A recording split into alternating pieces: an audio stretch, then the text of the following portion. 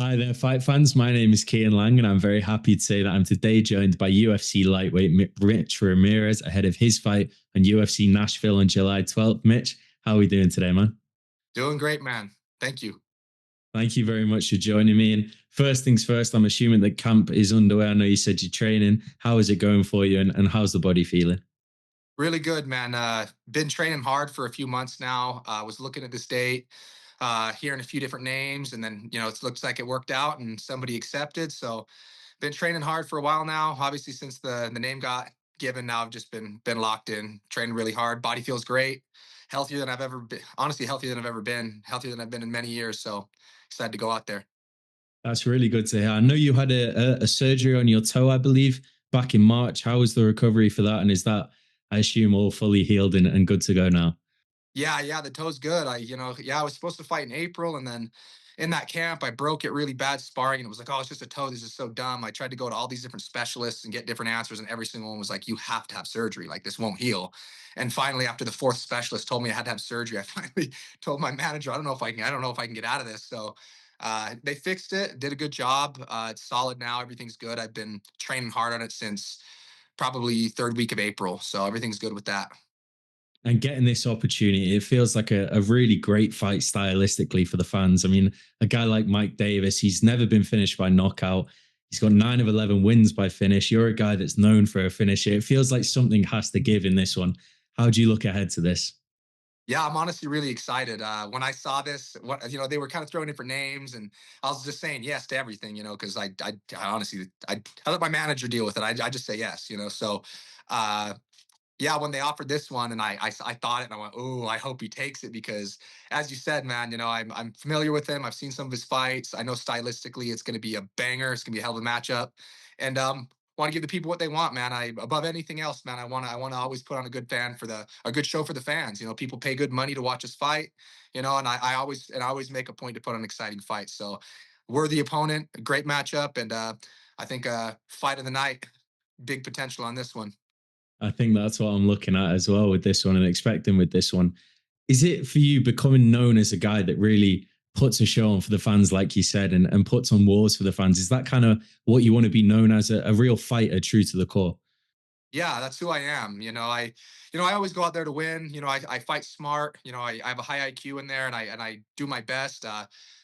But at the same time, I don't want to go in there and bore anybody to death. It's like I don't like. There's been fights where, for instance, when I fought Carlos Prates, I'm the only guy that's been able to take him down. And when I took him down, I mean, I probably could have just laid on him for the whole round, but I didn't want to be that. I didn't want to be a guy that just lays on this guy all day. So I postured up, started trying to throw my shots, and probably a mistake. He ended up knocking me off balance and getting up and busting my eye. So, lesson learned. But at the same time, I have no regrets about it. The UFC saw that and went, okay, this guy's always going to bring a fight. Even when I fought Tiago, 2 weeks notice, having serious health problems, I still, I'm trying to, I'm a wrestler. So like, the fact that I'm not taking this guy down, well, as far as Tiago goes, should show you that, I'm trying to get up and scrap with this guy. So that was my intention was, I know I'm, on short notice, everything else, but, win, lose or draw, man, my goal is to always get people out of their seats.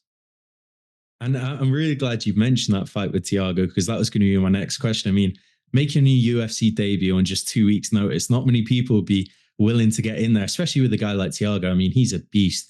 But you just went in there and took the fight to him as well. And even through the leg kicks, you did everything you could in that fight to really give a war for the fans. When you look back on that experience, how was it for you? And how proud are you of that performance that night? I'm proud. I'm really proud of that, and I'm proud of it for a reason that I haven't even really talked about. But I was actually born with a heart condition, that kind of a debilitating issue with my rhythm in my heart, some of the electrical stuff, and it had gotten really bad since like 2020. I got COVID, and it started really giving me problems. So basically, I had no cardio even when I was training. Right, so. Wow. Uh, Essentially in that fight with Tiago, I was having a really bad episode in the warm up and in the first from the first round. My heart rate was stuck over 200 beats a minute and didn't come down until well after the fight. So I mean, there was a point in that first round where he took me down, and I was so exhausted already because I'd also cut 30 pounds in 2 weeks to make that fight. So that was just a testament to my heart and my grit. Was even with a dysfunctional heart and terrible weight cut and everything stacked against me, I'm still going to fight one of the best guys in the world in the third round. And you're going to have to get me out of there. I'm never going to give up. I don't give a shit. I would have kept honestly. as far as that fight goes, I wish that they would have let me at least finish. I feel like I could have finished the fight off my back. I don't believe he would have finished me. I think that I would have taken some shots, maybe would have hung on to him, would have tried to maybe get back up. I think I could have survived another 3.5 minutes in that fight and not had the finish. But that's what the ref's there for.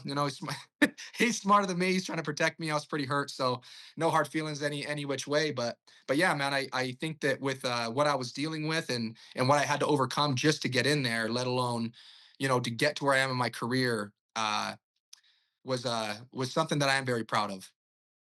And I think that's a real testament to the type of character you are and the type of guy you are. And going into this one, getting an opportunity to, like you say, you've been training for months, get a proper camp behind you and really go in there at tip top condition. How excited are you to really give the fans what they deserve and give them a show? I'm so excited. On top of the surgery on my toe in March, I actually had heart surgery in October, and they fixed the Wow. problem.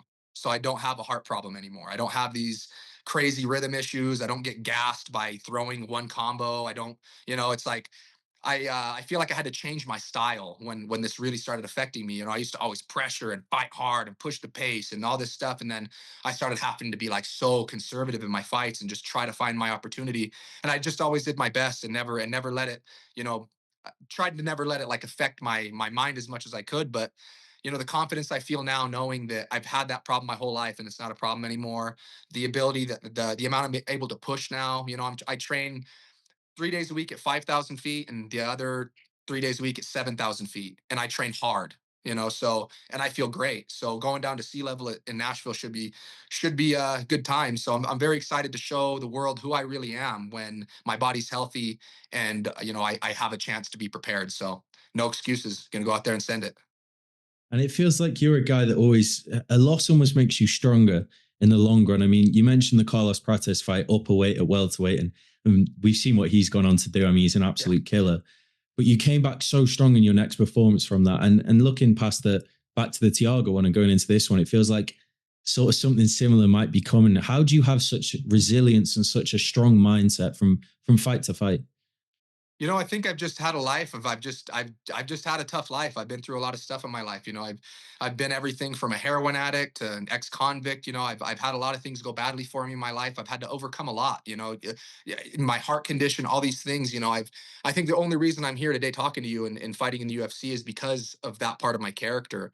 I have something in me that just doesn't give up. I don't care. I have a goal and I have a task in front of me and I'll do whatever it takes to make it happen. So no sacrifice is too great. No obstacle is too large when there's something that I want on the other side of it. So that's where, coming off of this loss, I've had a lot of time to look at what, okay, heart condition, all that stuff too. But I also made mistakes in that fight. And I can admit that. It's not everything has to do with the condition. I got in there, I'm a pro fighter, and whatever else, I made some mistakes and I lost. And I've gone and I've really, really worked on correcting those mistakes. So I'm excited to show, a whole new version of myself that I haven't been able to show. So, yeah, I think that to answer your question, it's just who I am. My life has made me this way.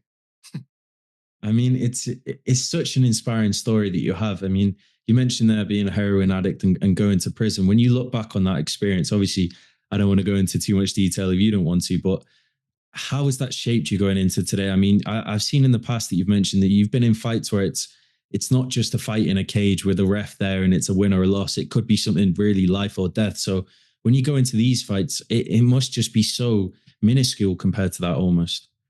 Yeah, it's one of those things where, I feel like it's not even that these fights are minuscule. It's that I'm it's my choice and I'm good at it and I love it, and there is a ref there and there isn't that risk of, the what's the best way to put this? The emotion, the animosity, right? Like the danger, the whatever you want to call it. Like for me, cage fighting, while don't get me wrong, it's brutal, it's tough, sometimes it's scary. I can admit that like as anybody else, but my life has kind of galvanized me in a way where I'm not as I've gotten my ass kicked before. I've had all this stuff happen. So it's like there's no like there's no reason to be afraid. I'm going to go fight in a massive arena. I'm living my dream. I get to go out here and I'm a UFC fighter. I mean, I still can barely believe it. It's like, it's crazy. I was a kid in a cell that used to cut up fighters only magazines and use like deodorant to like glue it to my cell wall, and like thought I could be somebody great one day while everybody told me I couldn't, and that I would just come back, and that, this is what we all do. We all come back. And, I spent 3.5 years in there just uh trying to figure out how to believe in myself. And then I got out and I put the work in. And because of that, I believe in myself. I mean, it's incredible. And I've seen in the past that you mentioned that it was almost like the same day you got out, you went straight to the gym and it was full focus, full lock in on this career. Has this always just been plan A to you, and this is what you want to go for and drive for?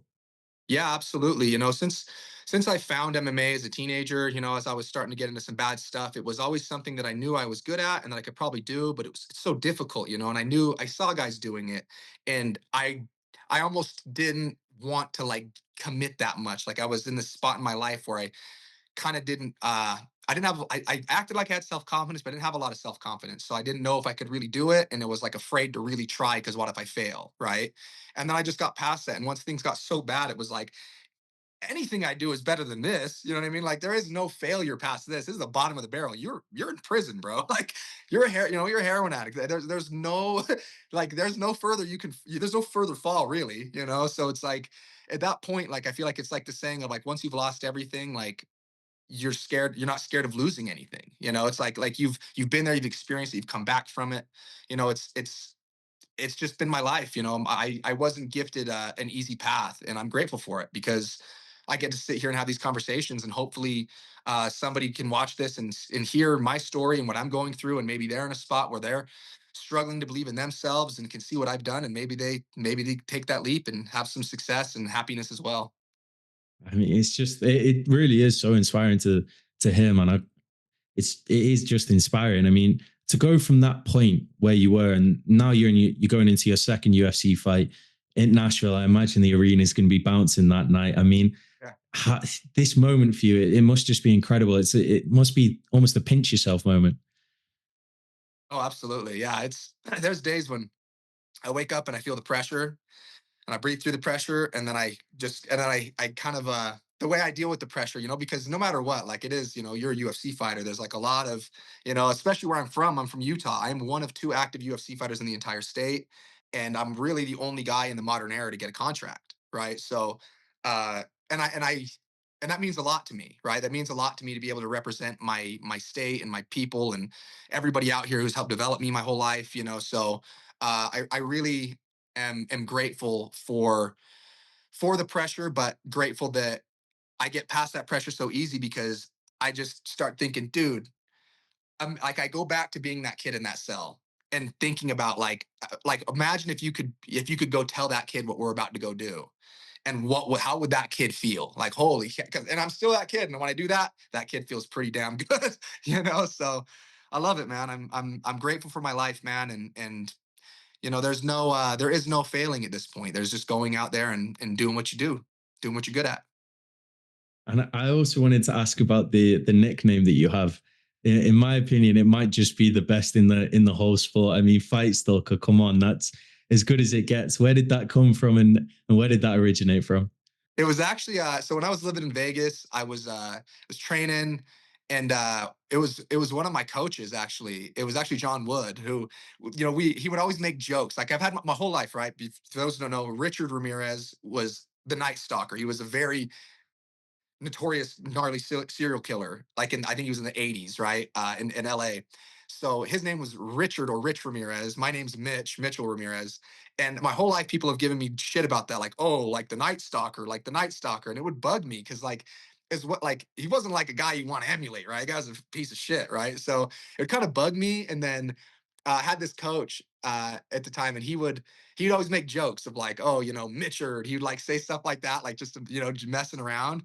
And then he's like, and then after a while, really, we had a pad session, and it was like just a gnarly pad session. And after that, he goes, you know what?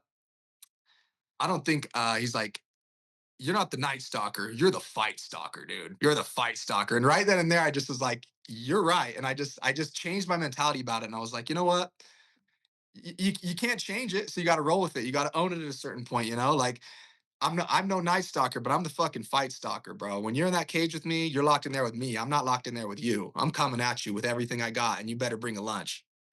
I mean, it is. It has to be one of the most fitting nicknames in the sport. I mean, it suits you down to a T. And you mentioned there, John Ward. When you look back at your time at Syndicate and all the great work you guys did together, and how much did he help you in your career and help you get to this point where you're at now?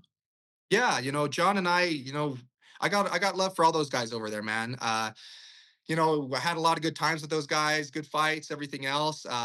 My decision to come back home was solely just about me and what I need to be my best. Vegas is an environment where, I just felt very lonely. I felt like my vices were starting to gain power over me in a way. Like it was like the distractions were in the past had never been a problem. Were starting to just kind of creep to kind of pop open that door a little bit. And it was starting to get to a point where I had to take a real look at myself and admit that this isn't a healthy environment for me to be in. And if I really want to be my best, I need to go back home around the people who know me like these guys know me. These guys who've got Court McGee, who's known me since I was a kid. That guy helped me get sober.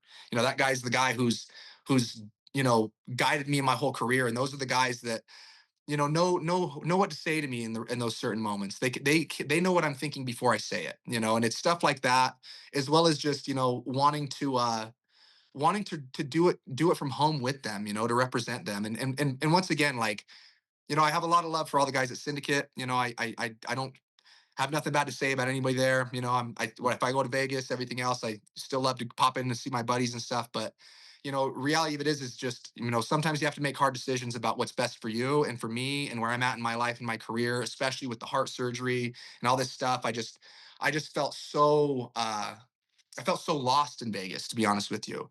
And I just knew that for my own, not just for my career, but for my own mental health and my own emotional well being, I needed to come home. So, and it was a great decision. I'm in the best spot mentally I've been in a very long time, and I just went back to Vegas last week, go to the PI, do all that stuff. So, you know, like I said, man, got a lot of love, but sometimes you got to make hard decisions, and that's what I had to do for myself on this one. So. It takes a heck of a man to admit that, man. So that's really amazing to hear. And I saw on your Instagram when the fight got announced, you said time to come back down from the mountains. Is that what life is sort of like for you outside of camp, going out in nature and getting to see the world that way?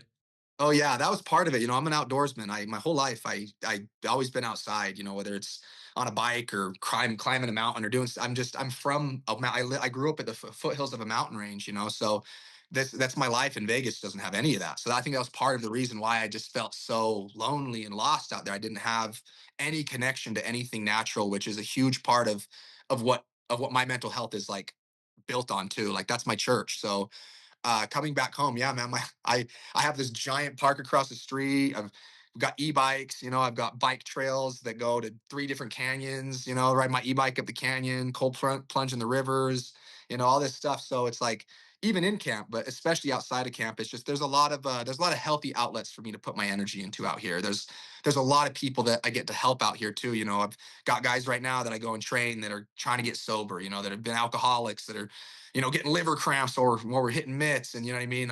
Every week they're a little stronger. It's like that kind of stuff. The community around me here and the way that people look up to me makes me hold myself in a higher standard as well. So, I'm grateful to be here. And being in that position where you can help other people and really use your experiences for good. I mean, how special is that to you? It's everything. I mean, that's really probably one of the main motivators that's got me here. On those days, especially when all the health stuff starts happening, all that stuff, and you start thinking, man, maybe I should just do something else. Maybe this isn't what I'm supposed to be doing. I have had a lot of those thoughts over the years. I've had a lot of stuff, go awry on me during my career that was out of my control. And what always brings me back is that message from that guy who's dude, he's on his fifth day of not doing fentanyl, and holy crap, he's having crazy withdrawals. And what should I do? And I can give him some advice. You know what I mean? Another kid who's like this 12-year-old kid, like, I want to be an MMA champion. What did you do? How does your training look? And I always respond to these people, man. I give him a paragraph. I don't give him a word. I give him a paragraph and another paragraph if he wants it. So like that, like being able to do that is what has kept me going in a sense. It's like if it's just for me and it's just about money, there's 100 other things I can do for money. I'm a smart guy. There's 100 other things I can do with my life that I know I can be successful at, but none of those will carry the same weight when it comes to, I guess, influencing people for the better and being a positive example. Like, the example that I needed, like be the way Court was to me, I can be that guy to other people, and that doesn't happen without this career and what I'm doing. So that's what makes it. That's a huge part of what makes it worth it, man. To be honest with you, on my darkest days, I get outside of myself. I think of these guys that are looking up to me, these young guys in the gym, and on those days I want to skip, or on those days I want to quit, or whatever else. It's like, no, you don't get to, bro. You got it's not just you out there. It's you and everybody who cares about you. So do your job and do it well. It's just, I mean, like I said before, just so inspiring. And I've just got one final question. And again, I can't thank you enough for your time today, man. This has been a really, really impactful conversation for me, to be honest. Do you have a final prediction for how this fight goes, going back to the fight? You know, uh, I'm not gonna say how it's gonna happen or anything else. For me, what I'll say about this fight is he's pretty good. I believe I'm better, and I'm not afraid to go anywhere with this man. I'm going to be very conditioned. I'm going to be very aggressive, and I'm going to put on a show for you guys. And I promise you, one way or another, you are going to be out of your seats and you're going to be screaming. So that's all I'm going to say on predictions. Other than that, got lots of surprises and stuff I haven't been able to show that I'm excited to show. And respect to my opponent, but come Nashville time, baby, pack a lunch. I don't doubt it, man. I really can't wait for this one. It's been such a pleasure for me to speak to you. You're truly one of the best guys in this sport, both in the cage and outside of it. It's been such an honor for me. So thank you very much for your time and best luck in Nashville. Thank you. That means a lot, man. Appreciate your time as well. Thank you very much, brother. Have a great rest of your day. Thank you.